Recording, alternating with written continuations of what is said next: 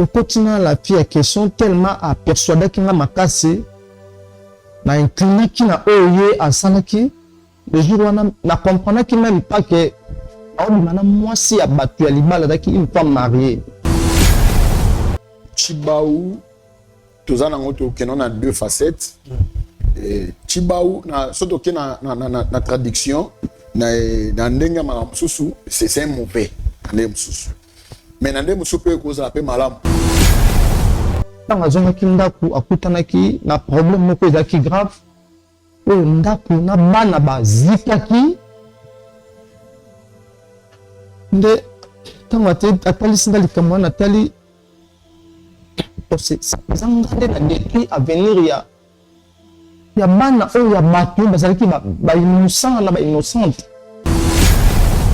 Donc c'est pour cela lokola mwasi ndenge balobi ke mwasi aza ini na mobali na ye c'est que na descendance na bango eza attaché na makila na bango. Ah bon, yende ozali na origine ya makambo nga na mona na kati na ngai. C'est comme ça. Bon, nga d'abord Chibaou pananga selon ce dans un mutu normal, pas un homme spirituel, pour nga na mona da bien. Papa yo sobota. Oui, j'ai des enfants. Imagine-toi. Bana na yo wana. Ibe batanga na internat na ba Congo bazotene na mutuka. Pouf.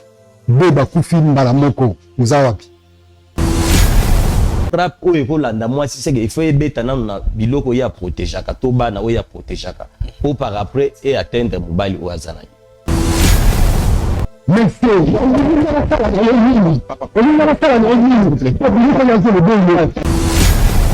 Baloi nyonso omonaka oyo bandeko nyonso bakasa basalelaka euti pas Moïse. Eza quelque chose pas eza en dehors te.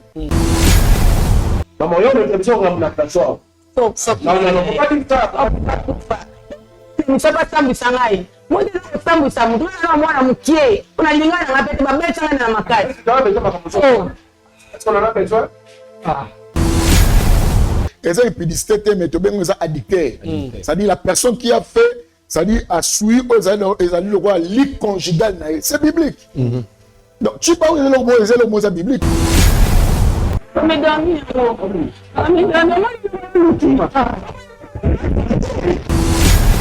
Nako bakse eloko moko par rapport eloko mosakola lobi concernant Chibaou. Chibaou normalement eza eloko oyo balu baba kreyaki pour na ko protéger libala. OK.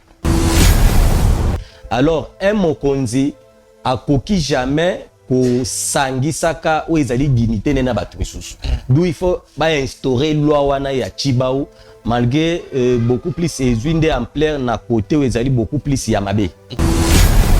Nyana kopé sa témoignage na oyo nzambe ya ozana asalelinga na ndaku na ngai mwana nga bande koloba te ba médecin ba diagnosticaki ye autiste meng na luki na tamboli na luki ba pasteur ba bondeli esimbi te nkomsu na vandi kabo na kwei na YouTube na chaîne na moni papa Moïse ebisinga lobi bossa na nyonso so ba problème na yo tcha pembeni metalela nzambe tika Jésus Christ de Nazareth azala au centre ya vie na yo bana nzambe na salaki oyo papa Moïse ebisaki nga nazwaki Jésus Christ de Nazareth na plantaki na komisaki au centre vie na nga intérêt na ngai nyonso ya ngai ekomaki kaka centré devant Jésus Christ de Nazareth na ekoleka délivrance après une semaine mwana na ngai akomi koloba mwana na ngai soki ake classe akozonga ba maîtresse bi mwana akomi koloba esengo ekoti na vie na nga médecin oyo diagnostikaki autiste médecin wana kaka ye moko na changer maloba médecin lobi oh namoni changement salami namoni mwana komi koloba namoni mwana autiste ezali susu te mais eloko nini salami na ebisie nzambe ya ozana nde asaleli ngai bikamwa mwana na ngai akomi épanoui vie na ngai ekomi épanoui nga moko nakomi épanoui mwana na nga koyemba nde koyemba récitation de récitation na yango nakumisi nzambe ya ozana nakumisi nzambe oyo asali na kati ya vie na nga mais ka Jésus Christ de Nazareth. Commissaire au centre, Lucas délivrance. Ndoko mona bikamo na vie na yo. Nazwa délivrance nanga. Na tambole pa ya ba pasteur. Nazwa eloko te. Mais na nzambe ya ozana ya papa Moïse. Bikamo ekoti na vie nanga. Shalom, shalom, peuple de Dieu, bana ya Ozana. Nazana esengo vraiment mingi ya koyebisa bino ete nazalaki na dépression etungisi vie na ngai vraiment mobimba. Pe musala na bandaki kozwa te. Na luki ba délivrance epai ya ba pasteur ebele mais bakokai ko délivrer ngai te. Alors tangu nakutani na papa Moïse kaka na prière moko échanger makambo na ngai nyonso. Dépression elongwe nazwi musala makambo na ngai nyonso efungwami. Alors nakumisi nzambe ya Ozana pona oyo asali na bomoi na ngai. Nalobaki deja awa Yesu liboso nyonso na sima ba oyo batambola partout pona koluka ba délivrance partout oyo esimba te boya epai na nzambe nde bokobika nazokozela bino na moto.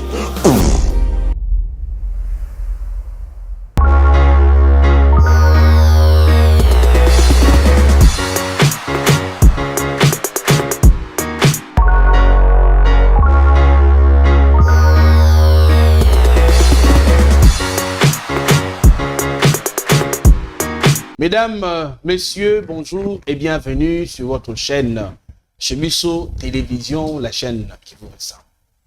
La PCP Mbote et Sengwezali a koye ba paix que vous a ébélé Bogota la biso mokili mobimba. Bote na bino encore une fois. Mesdames, messieurs, tozongi li sous les lots pour na kosala analyse pe suite fin ya émission elikaki na plateau na biso parce que émission wana elukele biso ba problème. Famille ya papa wana ba porter biso plainte. Tout na niveau ya justice. Malobi to exposer ndeko na bango aye kokoela na plateau akoko zo malade lelo bi akoko kufa. Tout na invitation esengeli to se présenter na niveau ya parquet kasi moko ya ba avocat na biso akendaki ko se présenter.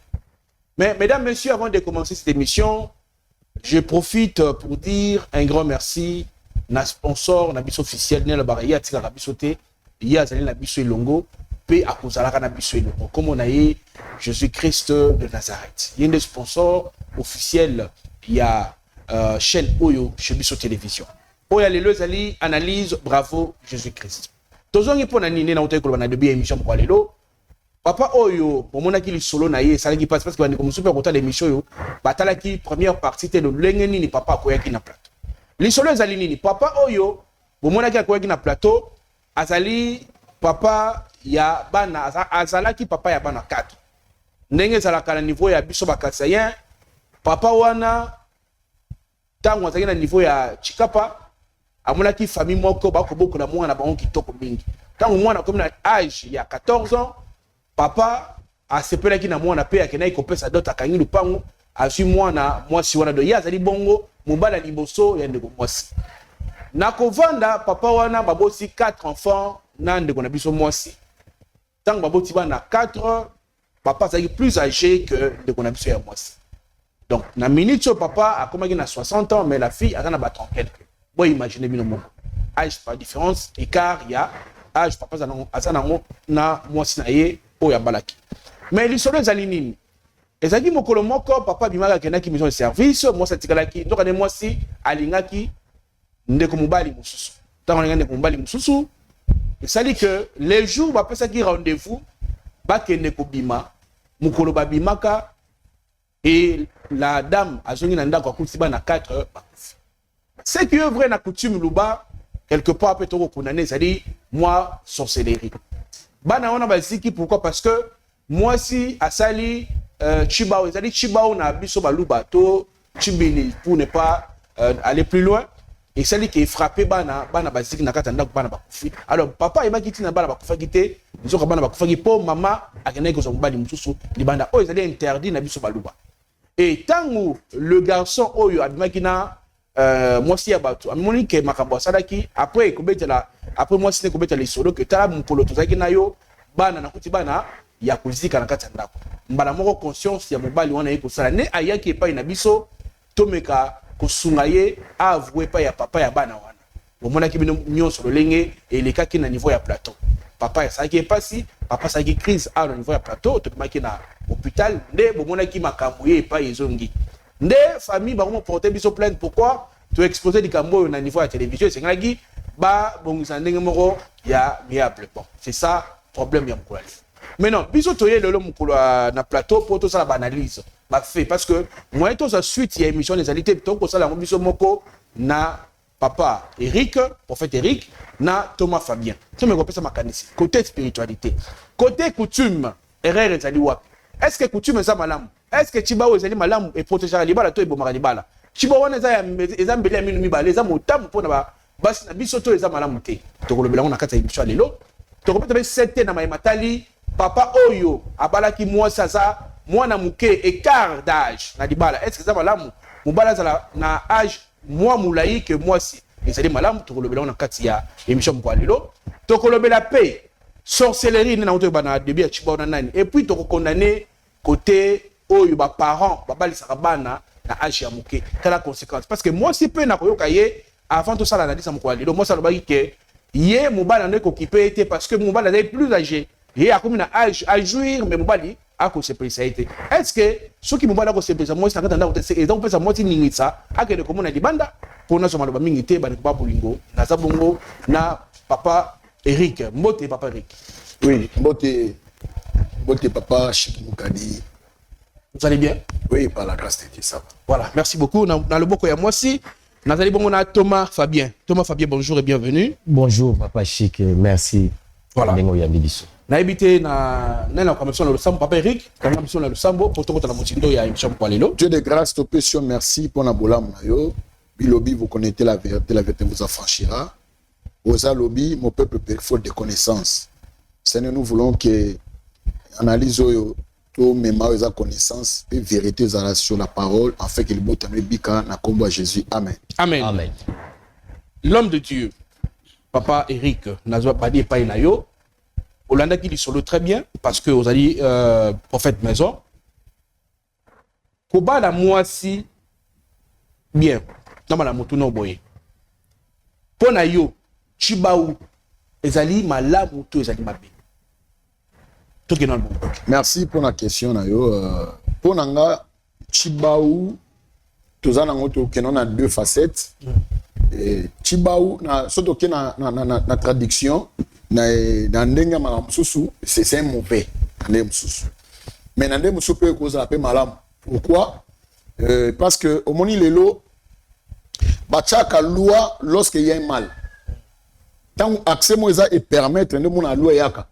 au remarquer na Israël batambola ki sans loi ya batambola ki na moi ba désordre et nzamba yo cha loi pour que ba respecter loi pe zali ezan lengi mo ko zong sabatu pe na kati ya nzela ezana o mabete bon nga d'abord Tshibao pa nga selon ce dans une mutu normal pas un homme spirituel pour nga na mon est bien OK pour nga est bien so bien pour nani est bien parce que d'abord pour protéger d'abord za bolingo parce que so donne bien ba loi nyoso mo na o ba ndeko so ka sai ba salelaka et vous c'est pas Moïse c'est quelque chose pas en dehors parce que to be au moniteur au moins si pas c'est loko to benga ngo eza impudicité mais to benga za addicteur c'est-à-dire la personne qui a fait c'est-à-dire a suivi aux ali le roi lit conjugal c'est biblique donc tu parles le mot biblique ce n'est pas de le mot eza dehors la Bible mais Bible le même bala so quand ni moi c'est afin de lit il y avait des conditions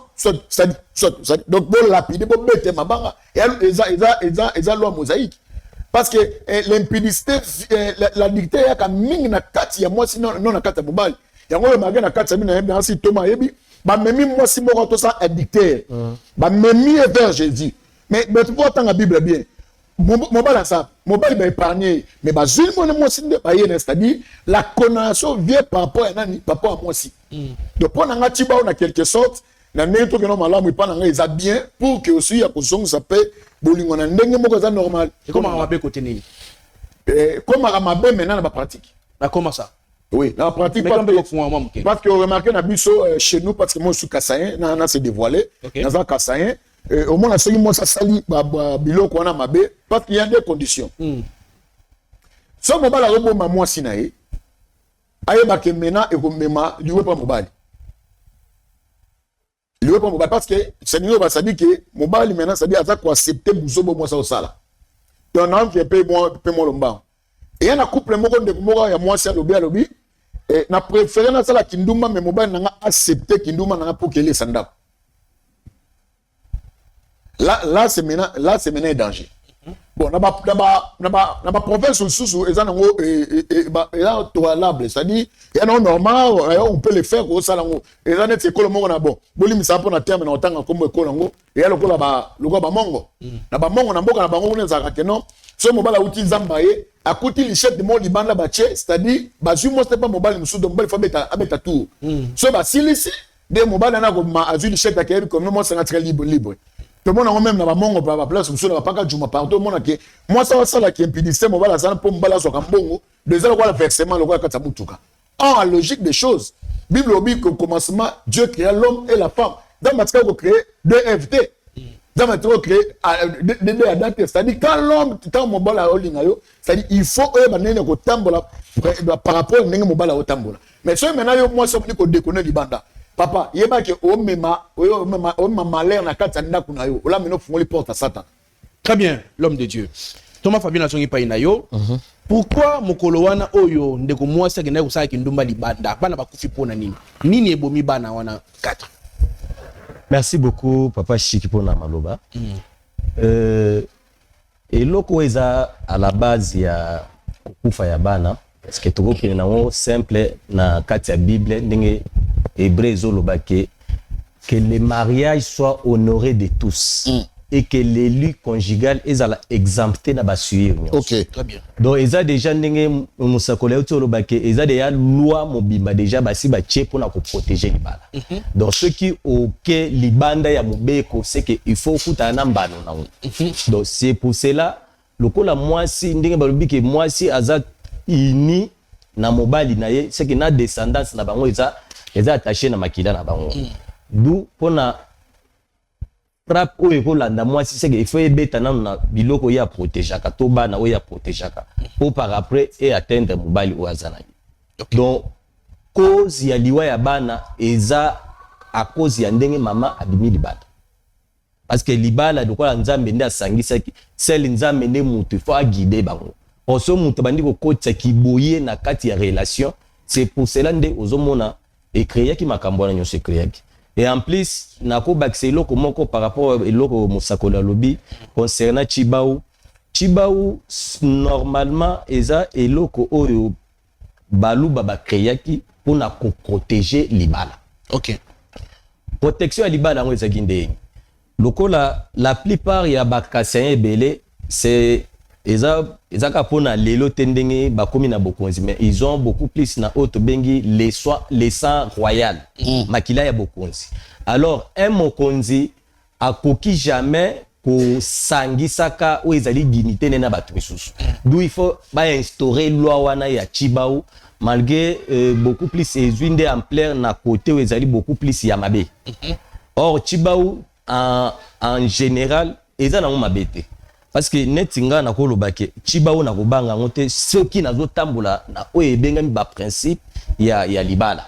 Ceux qui muto yebi en tout cas ndenge nazo tambola boye na kotika laka jamais pour déconner to coucher na mobali mususu azali libanda ya mobali na ngate akobo ko boya Chibao. Eza na ngo bien malgré que le lenge ya maloba o ba parce que Chibao beaucoup plus ce qui donne la force na Chibao c'est maloba o balobaka. OK. Mobali na mwasi bokomi nzoto moko takoki ko malibanda. Donc malobana ya onde mutu eza na pouvoir ya onde mutu créer makambo. Voilà, mais siko lelo komona papa na biso prophète Eric na zepa inayo. Komona lelo papa choc wana ebeti.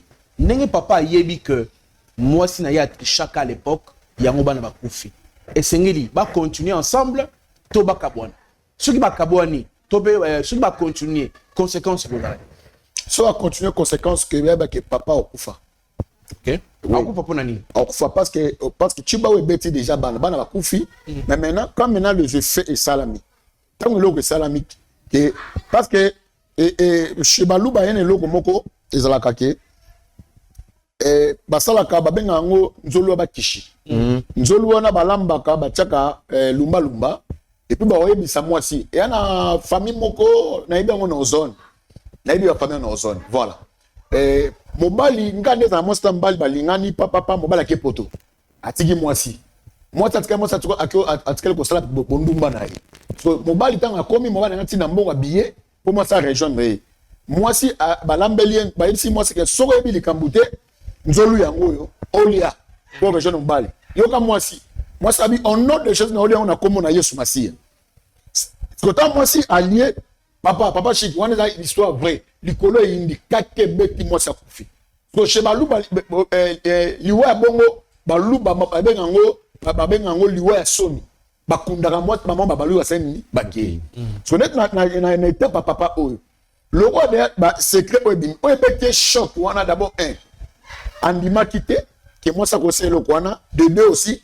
à perdre aux alibana nae c'est-à-dire à perdre c'est-à-dire les innocents oh maman sali papa yebité bana ba yebité ce que alors papa qui a ngacha mutum makasi a konyo ko vivre na maman na suka nango le quoi ça comportement mon émotionnel suka na n'importe fou et puis papa c'est papa sali papa okufa donc pour nanga selon moi ezali libala o ya ko continuer te ezali libala o sabi ya ko kata ngo bongo moi si azonge pas na bango to mobala tika puis à continuer o ezalo kola vina pour soka me ocha mutu makasi par rapport à bolingo oui ba ke yesu pa kufa pona bolingo ça dit oko kufa ni likambo o en soit des fois que oza innocent nango o continue na babele pour kufi pe makambo sani ni et baby donc c'est ça comme Merci beaucoup prophète Eric toujours pas papa Fabien yo pe point de vue na yo ezali nini parce que les loyo papa a choqué et puis comment on a c'est comme si moi si azwara le dessus il y a mobali baboyana to bakabon et puis avant na toko dans la mutuna wana pona yo kokene kobana moi si azali ne car il y a 25 ans na mobali ezali mabe to zali malamu tout d'abord mais quand on a na côté on peut batumi batuni ma mais par contre bazali mukolo bazali pour que bala kaka mwana muke yango amunisi makambo wana. Merci beaucoup papa Chic. Na o etali dossier wana na koloba ke âge na kati ya couple eza pe très important. OK. Parce que tokoloba papa aza déjà na otobengi na 3e âge. La fille azana no na 100 ya bolenge ezana kati na donc ba vitesse ezana no ebele kati ya mwasi. Donc ça eza pe na répercussion ebele par rapport ya papa âge alikolo. Bande ko balimbisanga po na terme lolenge na kolobela. Tu peux imaginer que la fille lolenga aza qui bo mwasi ne ezo senga na no mingi azala satisfait du point de vue sexuel. Or papa na âge ya komi nango eza âge où ezo senga ke satisfaction ou ya ko pesa vis-à-vis ya mwasi na ye et ko zala pena à la hauteur ya lolenge mwasi azo zelela. C'est pour ça on a lobi que le poids de l'âge na nani différence ya âge ce que za moulayi et ça rapenda mabe makasi na katako. OK. Parce que la fille yangonde eko pousser kara kende ko luka mutu oyo baza même génération, baza même énergie, baza même challenge bako kabolango facilement. Donc ça y mabe ndenge papa balaki moi ça dans les cas ya moulayi na ye. Oui. Eza mabe. Eza mabe parce que la cause bisomo tout le monde se retrouver derrière un problème. Or ce qui différence il y a âge ce qui est leke belé à taille à moins 10 ans ça peut aller. OK. Mais au-delà il y a 25, 30 ans et toucher surtout dans la vie conjugale, vie il y a nini ya mbetu. Il y a beaucoup plus de et ça na problème sérieux. Parce que ba couple belé au tozomo na ba problème ils a belé. Ce qu'on landeli malamu mona ke na mbetu. Il y a déplacer le cambo salini. Oui.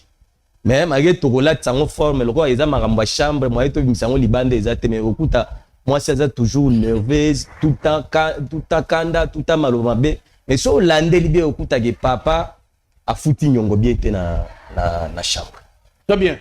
Na ina tinelemo muke pa ya bato parce que bato beng papa chike ba ngala ka ngi mabala le kufi wana na tocha na parenthèse entre conseil na on peut ça pendant 2 minutes ba ngo ba otala biso de partout. Bomoni lelo ba couple ba mabale kabwani mingi po ani po interest. Ba nego ba bolingo na ko pesa bino message au clair parce que na moni makambo. Téléphone e bomi mabala ya kosakana. Téléphone bo muna oyo. La bandi tokozonga wa na ba scène nzambe mi balo to le ba comité téléphone. Est-ce que ça lui permis mobali à surveiller téléphone à moi si à surveiller téléphone à mobali parce que le divorce est belé hein, à 100%, 90% divorce on est dans téléphone. Bah si bah trop curieuse, bah t'as la téléphone à mobile. Ouais bah bien papa chico baby si. Vous savez hein. La tiens parenthèse to continue. Mais l'homme de Dieu, comment on a lelo yopé moi na wana babala ki moi bouquet pourquoi parce que ba parents babali tie na âge ya bouquet. Faute ça ya ba parents, to ya faute ya moi si lelo a se retrouver pas ya moto aza mukolo na ye ndeto ma oto ba comme na âge yo bolingo. Bah c'est plus ça mais papa coli déjà comment il y a dans ba 30 quelques mobile comme ba 60 ans mobile ça lembi nzoto tension pas ekeye zongi nzoto passe mais yé on a besoin mobile on a besoin ba chérir faut être moi aussi to faut être ba parents ba ça moi ça. Bon en tout cas merci pour la question c'est vraiment une très bonne question au moni lelo ba parents et belé bazo bali sabana na posé à mon até. C'est-à-dire que les gens qui ont été dans la province, surtout dans Kassayen, ils ont moins bleu, moins mingi. Mon papa, moi, mon colo, ça a pointé doigt. Il y a mon cas, mais papa, mon colo. Je crois que tout le monde a récemment, tout le monde a pas pasteur, mon temps à comme on est pasteur casse. Nous sommes à l'ongwe boé, à qui a 16 ans, 17 ans, 13 ans, babi kazo sala malin parce que bala. Mais kobala mais total la H papa et kobala.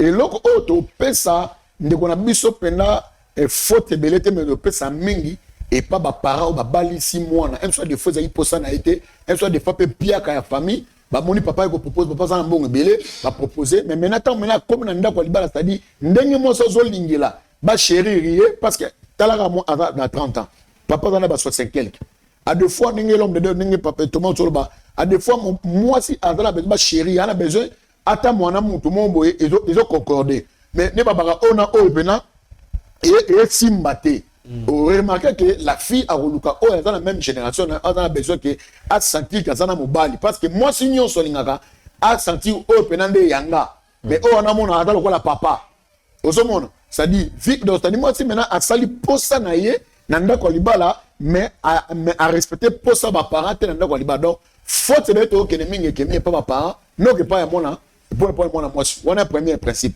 la deuxième aussi principe donc on en est pas moi si tant yo lingité o lingi mutu na te mais ba fonctionne encore et l'on est au sala au bon non au sani ninga et pour simbater donc je crois au un peu on intervenir mais Thomas Fabien ni ne sali que ndeko mobali avant ni na ya après mikolo aya ko dévoiler ma bé à sali abangité aya ko le kana émission et le on benga ka onini ya bangi makambo go komela ite mais aya ko le kana télévision aya ko dévoiler lenge ni na magina mosi ya bato eloko esali bongo eza moni nzambe tango aza na posa ya ame ya mutu po ezala racheter d'où il faut abanda ko détailler mutu mabe nyonso ya sala po mutu a se racheter po enfin que nzela na ekoma malamu parce que ndenge omoni bible ezoloba ke toluka kimia na batu nyonso pepe sanctification de parla nde ekozala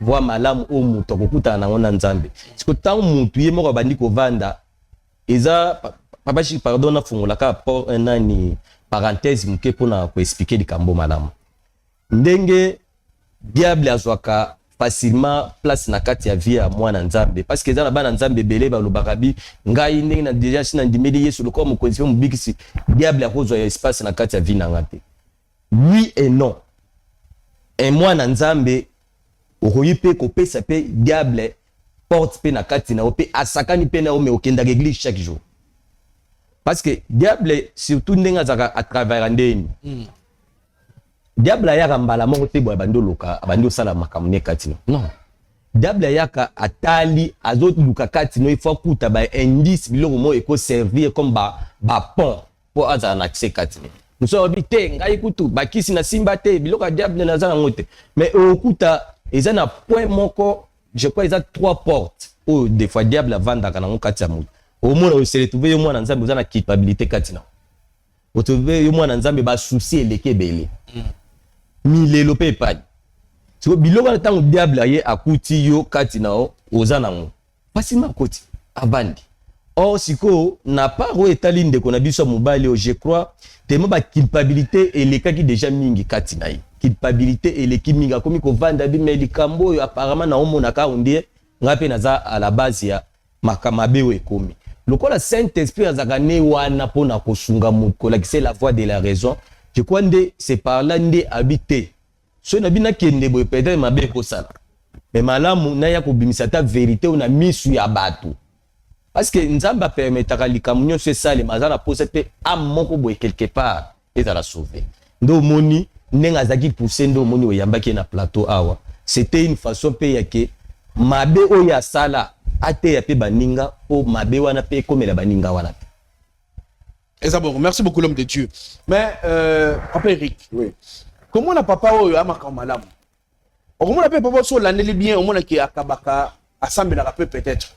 Mais comment nzamba ko tika atata bulamu ya moto moko te partenaire moko te mandimi bana 4 bakini mbala moko. Sûr que moi si on a triché pourquoi moi si on a kufa guier moko te bana ba innocent baki. Merci. Je crois et là très très important. On a éduquer une femme, c'est éduquer toute une nation. Ben, en quelque sorte, mon Bible, sur raison, ah, gloire à Dieu. Et là, c'est un Proverbe chapitre 14. Une femme sage bâtit sa maison. Baba, pas un homme. Une femme est censée avec sa propre maison. C'est-à-dire, par là, mon bal, il y a un problème. Parce que la maison, c'est la femme. Ndako ezarane mwasi. Ndako mona ndako. Yo babaka na baka yo mobike. So mbala ke ozondako ndako ezaka mwasi. Tout ya ndako ezaka na ezana féminin. Sauf quand ezaka les lits mbetu nde ezaka na masculin. Tout. Ozomona. Ça dit quand cette femme azali une femme moko a dit ko bâtir ndako te yamoni eloko est renversé ndako na ye. Ça dit Dieu ne voulait pas toucher l'homme parce que mobali aza peine na problème te. Mais les conséquences ayez pas bana pourquoi parce que sa maman leur maman a quelque chose ba puso bana pe wana de un to raisonner pourquoi que aussi babana est-ce que bana là effectivement est-ce que réellement est-ce que bazai bana papa wana on appelle point parce que si jamais bazai bana bana papa na ba ko zo frappe te entre guillemets ce bana ba tu frappe c'est que baza ba infiltré. Et Dieu ne voulait pas que la vie pour ce secret bimi papa na boko la bana aime soit des fois papa aime soit des fois papa aime soit des fois papa aime soit dans la baquetine il y a un moment pour que nzamba délivrer malam faut d'abord bana na baza frapper ba kende tant le comme appelle que papa na bima ça et sauf que attends on a bien infiltré moko on comprend nzamba nzamba a délivrer papa na donc entre guillemets c'est pas la coupe quitter à des fois golo kana à des fois go sur papa souci ah donc on a beaucoup li biloko ya batu oza yangate alors pour que ça des fois papa na bien ni frapper non d'abord bana ona kolongola ba on a chemin papa ona et puis de deux pour que vérité ça nini vérité est secrète donc ce bana la coupe quitter je crois na bible entre guillemets maman reconnaît ba c'est moi libanda ça qui papa ça ni aiba donc frappe là-bas on a des que le frère en question a commis ça secret on est un chemin d'ambe. Merci beaucoup l'homme de Dieu. Thomas Fabio Robatsani na marmo. Pour yo abimisi wana eza point mo tonné ko ignorer mo mokepe pesa to mo maye na kata ba banda ba hotel. Soki ke bana na bataki bana ya papa wana te. Est-ce que nzamba sali malamu? Oui. Bible lobaka nyonso nzamba sala déjà malamu. Oui. Parce que nzamba ava sala likambo mona ka déjà lobby ya likambo wana. Ndenge musakole otoloba, je crois il a totalement raison na point wana. Parce que moni ndenge papa ko elibiso na plateau. C'est sûr que papa aza mutu déjà ya akomi ko tamolela na ba makambune belé déjà na kati na ye. Sûrement à cause de la qui ayebi ka boko la par exemple bana onde bazali 4 héritiers ceux qui na bana wana misuba kombo wana. Aya koyoka ke apesa ka bolingo na mwana ya liboso kwa yake héritier ne ya famille nzoka mwana ya mutu mususu. Moni choc wana ndenge ekosala mutu.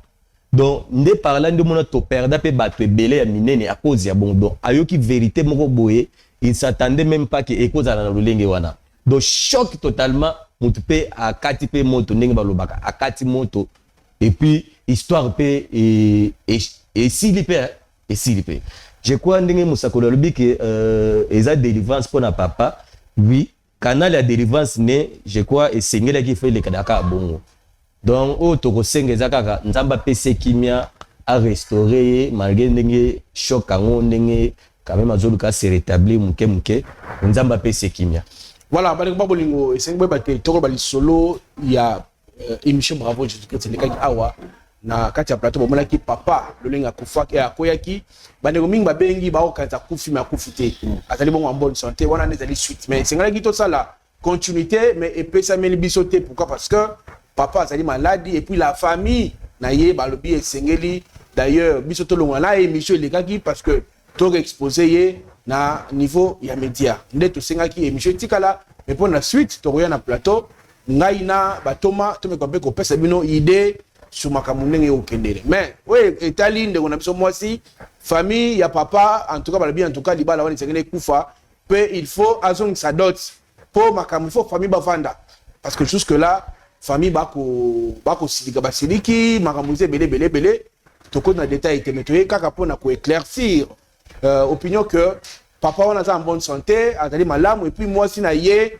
bakolandela ye de près po baluka ko ye ba le garçon pe asa ko kangama bakangaki ye parce que asalaki adulteur na moi si ya bato en attendant biso to ko bundela ye parce que ndeko avouaki aye ko tubela à travers émission na biso to ko tika été ba avocat na biso bana simana ye bakolandela po to meka ko senga bolimbisi makambo de bien l'homme de Dieu prophète Eric maloba yasuka epai wayo nini ko bakisa po ete batu bazwa conclusion par rapport ya makambo de kaki na couple ya papa na biso.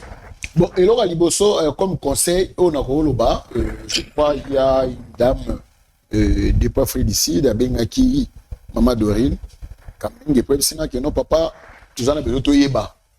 Et là, mon liboso, on a dit ça qui est nabi. La première chose, si tu veux aller au niveau bala, et là, liboso d'abord, il faut d'abord l'information. La partenaire au niveau bala. La première chose. La deuxième chose, il faut oyeba quels sont les combats qui sont bango. On a qu'à libala. Et là, comme ça, il faut oyeba quel esprit ni oyani bango. Bilo comme ça, tu as ça on a qu'à vie et ça peut aussi y a quoi aider, y a quoi évoluer par rapport à makamna yo ya libala. C'est-à-dire quoi? On a conseil makati ngona lo baké. So ndeko mwasi soko sepena mutana quelque o sepena mutana te. Quelque chose mbongo na so ba proposer boya.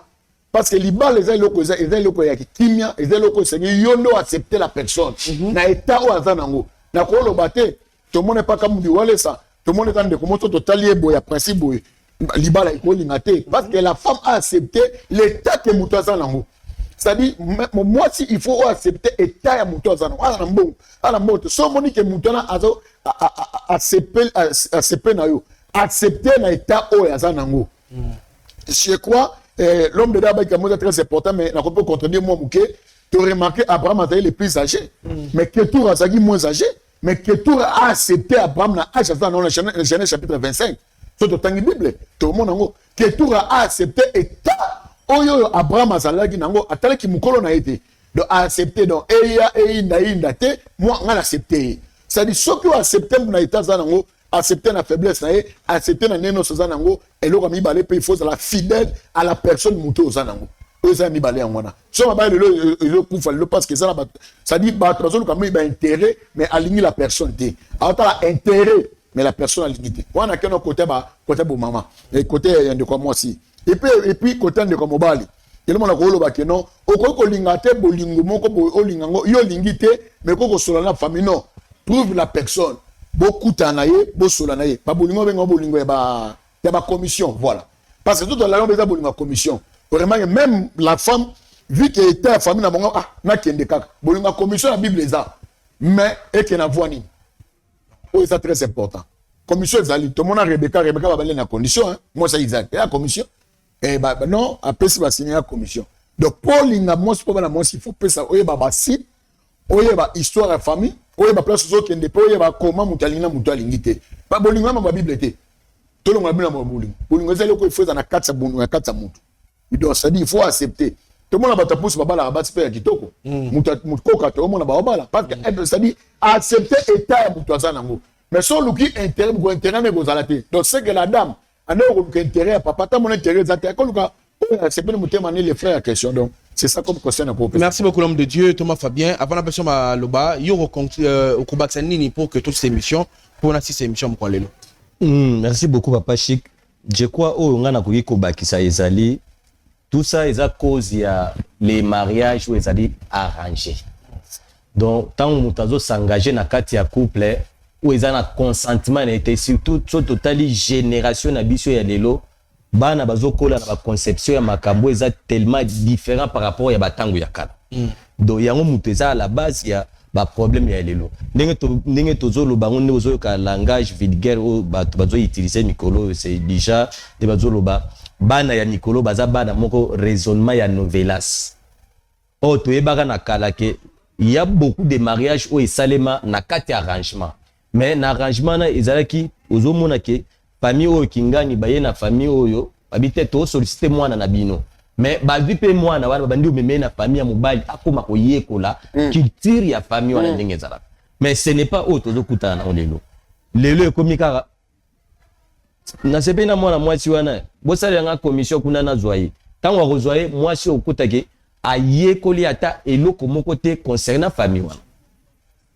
Donc c'est ce qui est à la base ya makambo ozomona donc mariage ya commission. Alors eloko na yiko bakisa mususu ezali ke bande kona biso ya basi soko lingi mutu te kondima te po sepelisa bato parce que nyonso soko landeli na fin fond okutaka te ou soit papa na a defisaki parent na biso biloko nyongo tellement elekaki parce que na yebiki ezala ba famille belé babalisa bana bango bongo donc tellement ba famille à moi si ba defa biloko tellement eleki belé nyongo tellement ekoma yi munene papa tali abi moyenne sala autrement ezete sike fona pesoka mwana nanga bakisaka mongo mwa muke obala mwana nanga. Or tout ça ils ont joué na kati ya vie ya bato.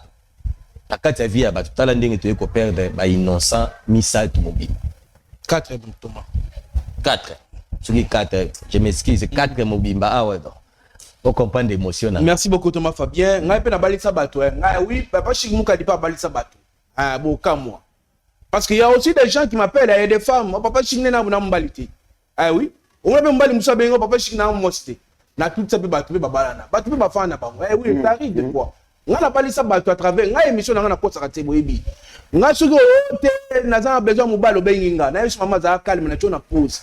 Muko mbali ba robin mama e na ju appel mo ya Londres bo sepela bo tutana. Suki ozama kama be na ba problème. Souvent comportement mabe changer bon la mutema po bozala bien. Oblika angamu tali bozo na wese no bokabona. Oui, nga za bon nga sa na pas simbote na bato groupe hein. Na peut-être moi 10 personnes pardon s'il vous plaît. Oh papa Chic boka bisote bato groupe na tota. Na sélectionné. Na pas simbote na papa Emmanuel. Ata membre ya Bravo Jésus-Christ. Na pas simbote na maman Geneviève. Ata membre ya Bravo Jésus-Christ. Na pas simbote na maman Georgine, azali membre ya Bravo Jésus-Christ. Na pas simbote maman Gisèle, Kasoto, azali membre ya Bravo Jésus-Christ. Na pas simbote maman d'Olive, azali membre ya Bravo Jésus-Christ. Maman Huguette Kakika, na pas chombote. Maman Isabelle Chiela, na pas chombote. Papa Jacques, papa Jacques na pas chombote. Papa Jean Didier, na pas chombote. Papa Jean-Pi Chimanga, na pas chombote. Maman Joël, maman Joël na pas chombote. Maman José Nke, et papa José Nke, azali moi mobile na pas chombote. Maman Kanyeba, depuis États-Unis na pas chombote. Maman Laetitia na pas chombote. Maman Arlette Bonheur, maman Bonheur, na pêche beauté. Maman Esther Tatou, na pêche beauté. Maman Jacqueline, na pêche beauté. Maman Laurette, na pêche beauté. Maman Mima, na pêche beauté. Maman Solange, mbote wayo. Maman Liliane Kaloubi, na pêche beauté. Maman Mami, Iko Kai, na pêche beauté. Maman Jeanne, Maman Marie-Jeanne, na pêche beauté. Maman Marie-Claire, mbote na yo na disabela na ndo lobaka. Merci de maman Martine na pêche mbote. Papa Maxime na pêche mbote, hein? Maman Astrid maman Astrid pe mbote. Na ngana koma. Maman Chiela na pêche mbote. bosa ebele ebele ngaye boko beta na ngaye nazo nani Mama Yolande Pazali, Mama Marie-Thérèse Azali, Papa Patrick Azali, Mama Petroni, hein, Bobois, on a son beauté. Maman Nani Soussou, Maman Solange, on a son beauté. Pasteur Thierry Mboto Yayo, donc vous avez belé. Donc maman, bravo, je te commis combien, on a compté. Tu commis combien? Tu commis 92 personnes, on va dire qu'on paye $10 na bango. Donc, nous avons pas la bino na polambo ça pour na émission bravo Jésus-Christ. Comme na suka mukolo. Il y a émission mukolo lelo. Merci mingina Thomas Eric, merci na Thomas Fabien. Bangonne bazali bongo ba Thomas, il y a émission bravo Jésus-Christ. Oui. Mbote na ba héros dans l'ombre na moni bongo de mon solo Elias. Bana mike ba osala musala ya batata 80 ans. Papa ba sala lemba ba sala vie belé. Bango ba osala musala wa tata wa. Na pesi mbote na mon vieux Jojo Lukoji Ox. Ah oui, na pesi mbote parce que bango ba sala ba héros dans l'ombre, bango sala musala malam. Na bo sanité sponsor na nga officiel, il y a pesi nga succès, apesi élévation, apesi santé, apesi mbongo, apesi bana, apesi pema na bo moyi. Comme on a je suis Christ de Nazareth. Oui, bino bato pirataka, botika pe. Bozole mbongo masumu ya ofele. Biso to vandi to sa musala ale bino bo vandi, bo na page bo lia mbongo. Ngala le barabo keba na bino mukoleze na olamukela bino mabe hein. Comment expliquer mutu moko vandi na yo pe osi musala bato tchaka o pirataka mo. Romina sokaza mapambola biso.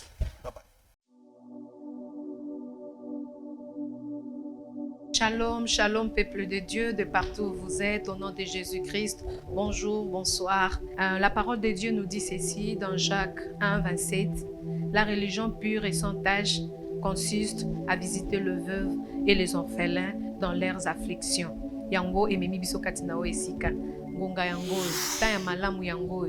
$1 na yo, $5 na yo, ekolesa banetike, ekosombela bango jus, tolingi to fete na banetike, maman, erozo bongisa lamba, erozo bongisa lipapa, erozo bongisa loso, pour la fin de l'année oyo.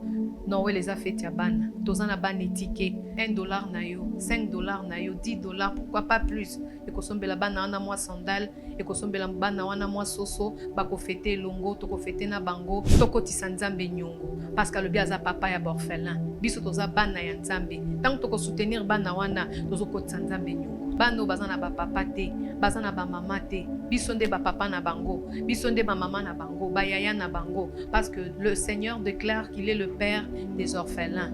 Et nous sommes les enfants de Dieu. Donc ces enfants-là sont nos sœurs, nos petites sœurs, nos petits frères et nos enfants.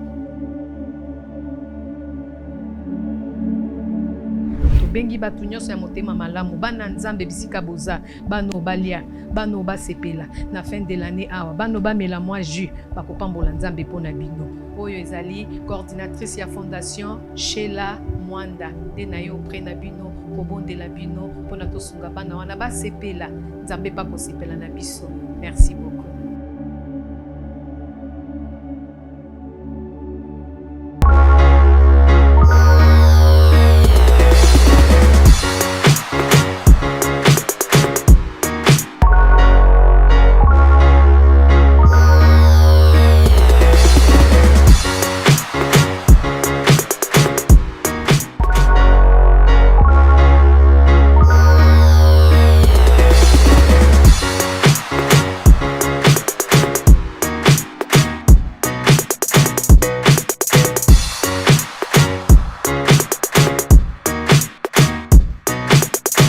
Mesdames, messieurs, bonjour et bienvenue sur votre chaîne chez Bisso Télévision, la chaîne qui vous ressemble. Un grand merci à tous nos abonnés, oyo bandima kota la biso, oyo accepta to kota la banda kuna bino mbote na bino lisusu esika bozwami.